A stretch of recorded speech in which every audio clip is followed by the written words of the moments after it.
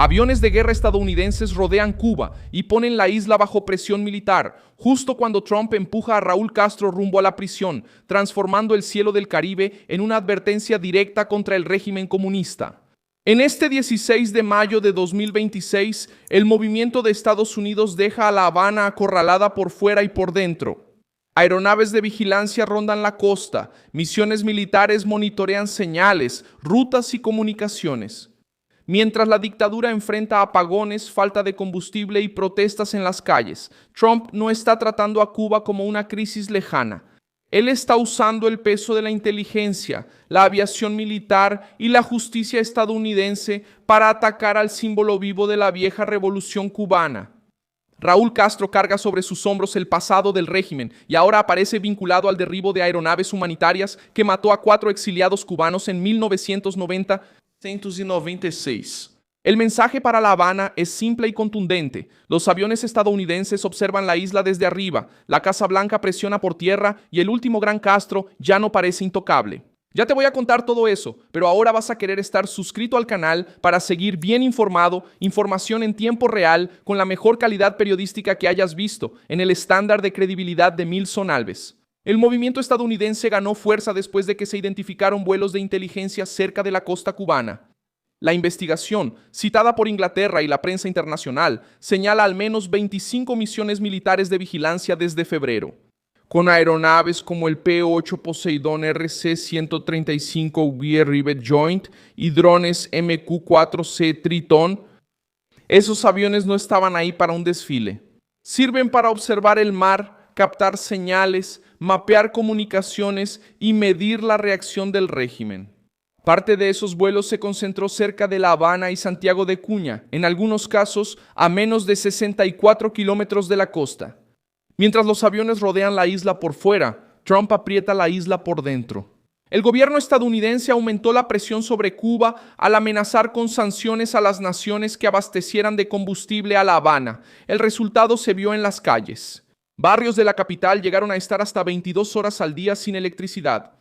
Los habitantes hicieron sonar cacerolas, bloquearon calles y protestaron contra los apagones que ya afectan la comida, el transporte, el sueño, el trabajo y los hospitales. El ministro cubano de Energía admitió que la nación se quedó sin diésel, sin combustóleo y sin reservas. El régimen cubano intentó controlar la situación con control y silencio, pero la crisis salió de las oficinas y llegó a las calles. En La Habana, cientos de personas fueron vistas en las calles exigiendo electricidad. Videos difundidos en las redes muestran a cubanos lanzando piedras contra una patrulla de la policía durante las protestas en Cuba. Videos difundidos muestran un gesto que revela una grave ruptura entre la población y el régimen. En una dictadura donde las fuerzas de represión son conocidas por su respuesta dura, salir a la calle, enfrentar a los agentes del Estado y atacar una patrulla muestra que el miedo empezó a resquebrajarse. La revuelta crece porque la población está viviendo apagones prolongados, falta de combustible, calles bloqueadas y servicios básicos entrando en colapso. Mientras La Habana intenta mantener el control con policía, vigilancia e intimidación. Cuando el pueblo enfrenta a la patrulla de frente, aún sabiendo el riesgo que corre, la señal política es brutal. La crisis ya dejó de ser solo eléctrica y llegó al corazón del poder comunista cubano. Y el régimen se da cuenta de que la represión ya no resuelve el problema de la gasolina, del calor y de la comida echándose a perder dentro de casa. Fue en ese ambiente que John Ratcliffe aterrizó en La Habana. La visita del director de la CIA fue rara y estuvo cargada de un mensaje político. Según Reuters, él llevó un mensaje de Trump. Estados Unidos está dispuesto a tratar temas de economía y seguridad, pero solo si Cuba hace cambios fundamentales. La conversación involucró a autoridades cubanas relacionadas con asuntos internos, inteligencia y seguridad.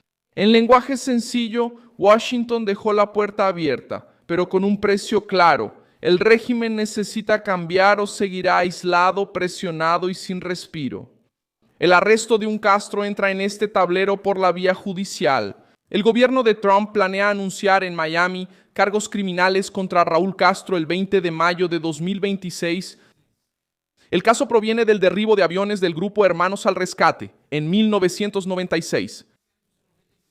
4 exiliados cubanos murieron cuando cazas cubanos derribaron las aeronaves. En ese momento Raúl Castro era ministro de Defensa.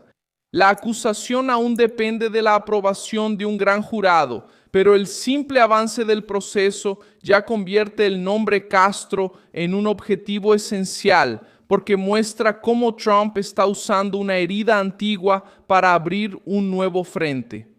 En lugar de tratar a Raúl Castro solo como un jubilado influyente de la Revolución cubana, Washington intenta ponerlo en el centro de un crimen que nunca salió de la memoria de los exiliados cubanos en Miami.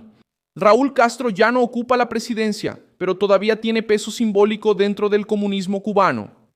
Él es el hermano de Fidel, fue jefe militar, comandó la transición del poder y sigue siendo una figura histórica del régimen. Por eso el movimiento estadounidense no apunta solo a un hombre de 94 años, apunta a la protección moral de la familia Castro. El mensaje es duro. La edad, el apellido y el pasado revolucionario ya no son suficientes para impedir cargos criminales fuera de la isla.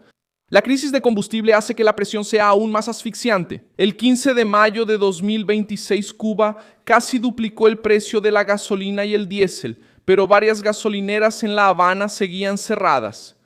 La gasolina premium pasó a costar $2 por litro, la regular a $1.80 y el diésel también a $2. Aún así, muchos conductores ni siquiera sabían dónde comprar. Según Reuters, Cuba no recibía nuevos cargamentos de petróleo desde la entrega de un barco ruso a finales de marzo, y ese combustible se terminó a principios de mayo. Ese es el punto que hace que el cerco sea más duro para La Habana. Rusia ya no puede sostener a Cuba como antes. Venezuela ya no entrega el alivio que sostuvo a la isla durante años. China observa con cálculo frío. Y Trump se dio cuenta de la brecha. El poder estadounidense no necesita empezar con soldados entrando en La Habana. Comienza cuando aviones aparecen en el radar, cuando un director de la CIA aterriza en el aeropuerto, cuando el combustible desaparece, cuando la población protesta y cuando un Castro empieza a enfrentar cargos criminales en Estados Unidos. El gobierno cubano intenta decir que no amenaza la seguridad nacional de Estados Unidos y que busca cooperación entre las agencias de seguridad. Pero la interpretación de Washington es otra. La Casa Blanca ve a Cuba como refugio de adversarios, base de influencia comunista y un punto de inestabilidad en el hemisferio. Por eso Ratcliffe habló de seguridad, inteligencia y estabilidad económica en la misma conversación. El tema no es solo energía, es control político de la isla. Ahora el próximo paso ya tiene fecha marcada. El 20 de mayo de 2026, si la acusación avanza como se espera, Miami debe convertirse en el escenario jurídico contra Raúl Castro. La Habana tendrá que reaccionar mientras enfrenta apagones, protestas, estaciones cerradas y aeronaves estadounidenses vigilando la costa. Trump empujó al régimen a una elección difícil, negociar cambios profundos o seguir hundiéndose bajo presión económica, vigilancia militar y presión judicial. Soy Milson Alves, internacionalista, y mi propósito es mantenerte bien informado con información veraz todos los días. Los enlaces de las noticias están en la descripción del video. Dale me gusta a este video, suscríbete al canal y al final échale un vistazo a los comentarios para que estés aún más involucrado con la comunidad de Milson Alves.